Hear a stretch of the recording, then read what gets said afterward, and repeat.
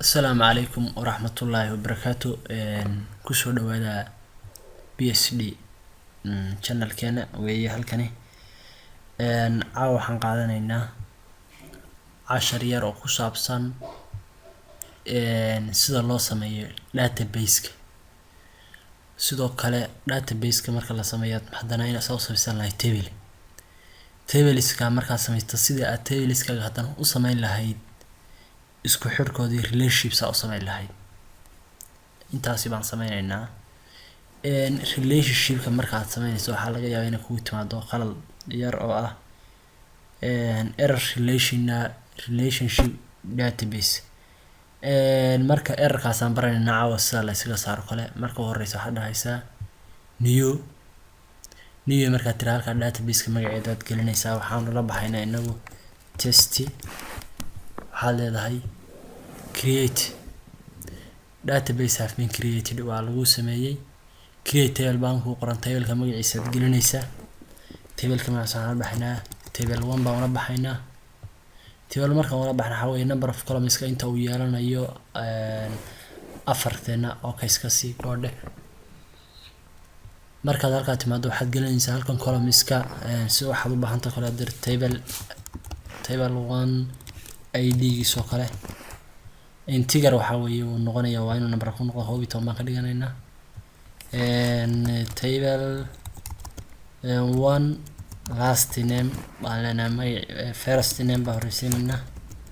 first name waxaan leenahay varchar baan ka dhigaynaa. sidoo kale waxaan leenahay 20 nooga dhig. waxaan leenahay table first name waxa weeye last name. sidoo kale waxaan ka dhigaynaa varchar waxaan ka dhigaynaa 20. primary key sida loogu sameeyo waxa weeye ID-ga mar walba primary key ku noqonayo kana noqonaya ID-gan baa noqonaya primary key. primary key soo dhigaysa halkan waxaa saaraysa auto increment inta tick saarto kadibna waxaad leedahay go. waxaan markaas kadib waxaan leenahay save markaan dhahno table-keeni waa inoo sameysay marka table ID first name last name keyga halka ayaa la furahaasi wuxuu sheegayaa inuu yahay primary key ID-gaasi.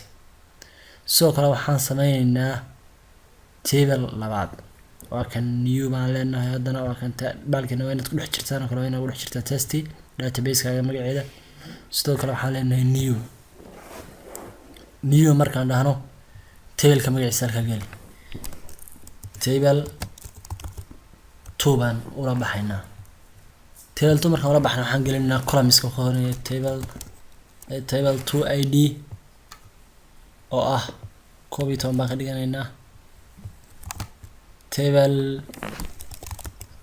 2 first name baan leenahay oo ah varchar waxa weeye wuxuu ka koobnaanaysaa text lagu daray symbols iyo waxyaabahaas. table 2 last name oo ka kooban iyadana varchar ka kooban 20. sidoo kale maadaama aan rabno inaan relationship sameyno table 1 ID-giisa waa inaan kusoo darsanaa waayo relationship ayaan rabnaa inaan sameyno. table 1 ID oo ka kooban integer type-kiisu waa integer waxa weeye waa number inuu ka koobnaado. table-kan waxaan sameynaynaa ID-giisa ka koobaad waxaan sameynaynaa auto increment baan leenahay oo primary no ah primary key weeye. sidoo kale waxaan leenahay save markii aad tiraahdo oo saan kale isna kugu soo baxo waa kan database-keeni test baan dhex joognaa. structure-ka waxaan ugu jiray table 1 iyo table 2. waxaan tagaynaa hadda database-keeni baan ku dhex jirnaa. waxaan joognaa test baan sidaan kale u dooranayo test baan loo dhiganayo. waxaan tagaynaa more kadibna designer saan u sameyno relationship-ka saa u sameyso waa kuwan labada table baan rabnaa inaan isku xidhno. labada table markaad isku xidhiso halkan aad tagaysaa create relation baad leedahay. create relation table-da markaad isku xidhayso referenced key waxaa mar walba noqonaya table-ka primary key-ga wata oo ka primary key aad rabto inaad kala wax ku xidhido baa referenced waxayna hadda noqonaya table 1 baa referenced key inoo noqonaya. foreign-kii waxaa inoo noqonaya midka uu banaanka doonaya ID-giisa kale u yaala tabelkiisa labaad. markaan saa dhahno waxaan leenahay create relation, waxaan leenahay okay. markaan dhahno halkan waxaa inooga soo baxay error. waa meesha muhiimadda leh aan u soconay inaanu barano caawo sida looga saaro error. relational features are disabled.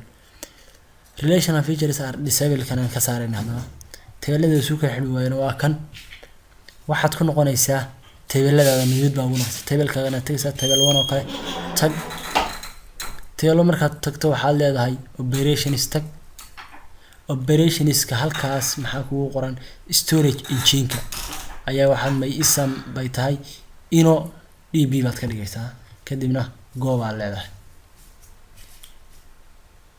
go markii aad tiraahdo query has been accessed successfully markuu dhaho haddana table 2 gaad tagaysaa. sidoo kale operations baad tagaysaa. operations markaad tiraahdo waxaa leedahay ino db ka dhig go dheh.